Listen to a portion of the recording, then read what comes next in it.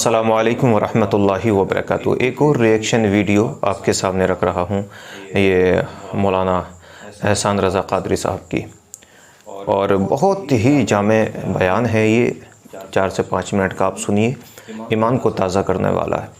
حضور نبی کریم صلی اللہ علیہ وسلم کی شان میں یہ کلپ ہے، بہت اچھی لگی مجھے، تو میں نے سوچا اس کی ریئیکشن ویڈیو بنا کر کے آپ کے سامنے رکھی جائے۔ ایمان کو تازہ کرنے والی باتیں حضرت نے کہی ہیں، تو آئیے میں آپ کو لیپ ٹاپ کی اسکرین پر لے کر چلتا ہوں اور یہ چند باتیں حضرت کی آپ کو سنانے کی کوشش کرتا ہوں۔ اللہ ہم سب کو سمجھنے کی توفیق عطا فرمائے۔ آئیے چلتے ہیں اسکرین پر۔ اشرف علی تھانوی کا ترجمہ، ابو الاعلی مودودی کا ترجمہ، اسی طرح دوسرے دیوبندی نجدیوں کے ترجمہ اٹھا کر دیکھ لیجئے۔ قرآن کریم کی آیت، اللہ نے فرمایا لئن اشرکت لیحبطن عملک۔ ظاہری ترجمہ ان لوگوں نے کر دیا کہ اے نبی اگر آپ شرک کریں گے تو اللہ آپ کے اعمال برباد کر دے گا۔ لئن اشرکت لیحبطن عملک، اگر آپ شرک کریں گے تو آپ کے تمام اعمال برباد کیے جائیں گے۔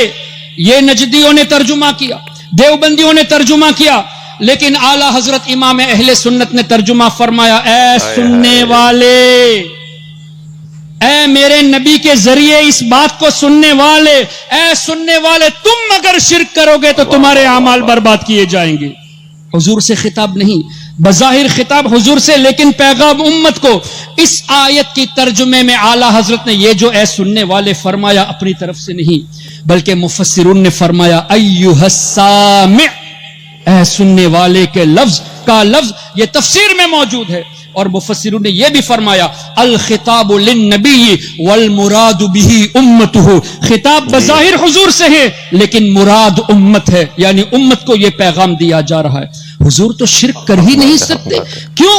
وہ تو شرک کو مٹانے تشریف لائے۔ کیا ہمارے آقا صلی اللہ علیہ وسلم نے اس طرح ارشاد نہیں فرمایا بخاری شریف میں، انا محمد، میں محمد ہوں جس کی سب سے زیادہ تعریف کی جائے، وَأَنَا أَحْمَدْ، میں احمد جو اللہ کی سب سے زیادہ تعریف کرنے والا، أَنَا الْمَاحِي الَّذِي يَمْحُ اللَّهُ بِيَ الْكُفْرِ، میں مٹانے والا ہوں، اللہ میرے ذریعے کفر کو مٹاتا ہے۔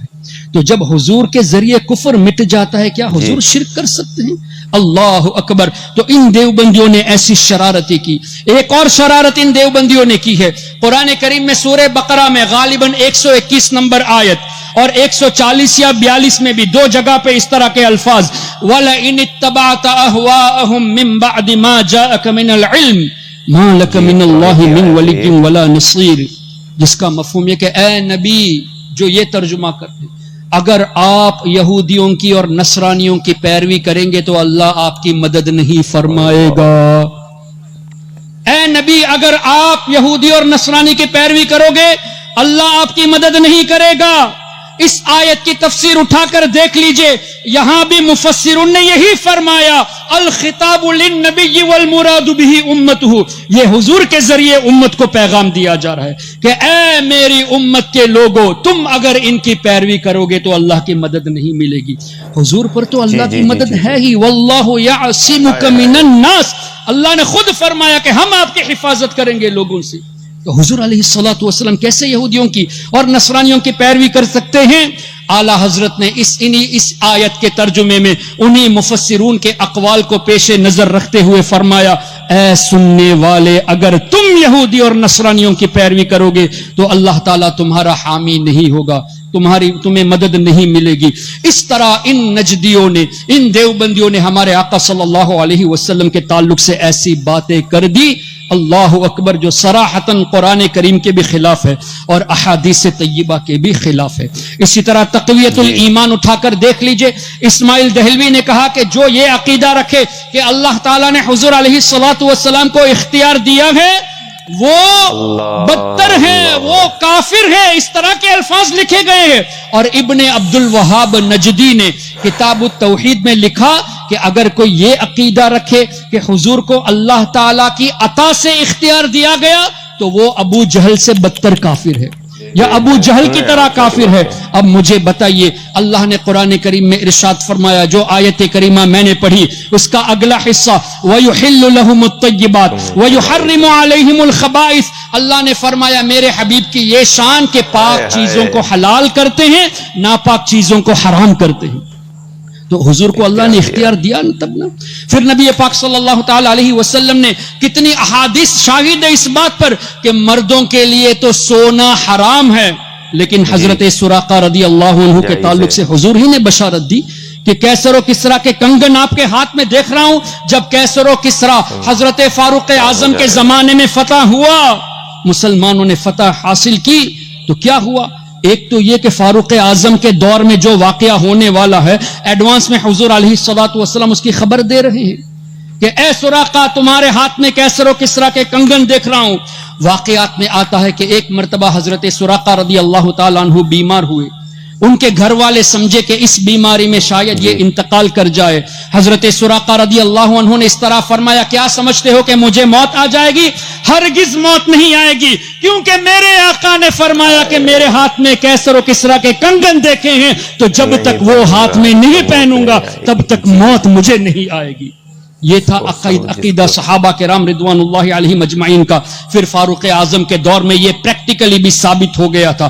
اسی طرح قرآن کریم میں اللہ تعالیٰ نے واضح ارشاد فرما دیا، کسی چیز کی گواہی میں 2 مرد یا 1 مرد اور 2 عورتیں، لیکن نبی پاک صلی اللہ علیہ وسلم نے کیا حضرت خزیمہ رضی اللہ تعالیٰ عنہ کی 1 گواہی 2 مردوں کے برابر نہیں فرما دی؟ یہ اختیار نہیں تو کیا ہے؟ یہ تو احادیث سے ثابت ہے، قرآن سے ثابت ہے۔ اس کے باوجود بھی ابن عبد الوہاب نجدی نے لکھا کہ اگر کوئی یہ عقیدہ رکھے کہ اللہ کی عطا سے حضور علیہ السلام اختیار رکھتے ہیں تو ابو جہل جیسا کافر ہے، معاذ اللہ رب العالمین۔ قرآن اور حدیث کا دعویٰ کرنے والے قرآن اور حدیث کے خلاف آپ کے نوجوانوں کے ذہنوں میں باتیں ڈال کر آپ کے نوجوانوں کے عقائد کو خراب کرتے ہیں، گمراہیت کی طرف لے جاتے ہیں اور رفتہ رفتہ کفر کی طرف لے جاتے ہیں۔ اسی طرح جب اللہ نے ارشاد فرما دیا انا ارسلنا شاہدہ، کیا اللہ تعالیٰ اپنے اس وعدے میں سچا نہیں ہے کہ اے حبیب ہم نے آپ کو شاہد بنا کر بھیجا؟ جب اللہ نے فرما دیا اے حبیب ہم نے آپ کو عالمین کے لیے، آپ لوگوں نے اس کلپ کو دیکھا اور میں نے اسکرین پر چلا کر خود بھی دیکھی اور آپ کو بھی دکھائی۔ اس اسکرین میں آپ نے بخوبی سن لی ہوں گی ساری باتیں کہ آپ اپنا عقیدہ درست رکھ لیجئے۔ جی ہاں، عقیدہ درست رہے گا تو میدان محشر میں حضور پاک صاحب الاولاق صلی اللہ علیہ وسلم کے سامنے آپ کو رسوائی کا سامنا کرنا نہیں پڑے گا۔ لیکن اگر آپ کا عقیدہ درست نہیں، بھٹک چکے ہیں آپ، تو میدان محشر میں دقت آنے والی ہے۔ تو یہ کلپ مجھے بہت زیادہ پسند تھی، میں نے آپ کے سامنے رکھی۔ آپ لوگ اس بات پہ عمل کرنے کی کوشش کریں۔ السلام علیکم۔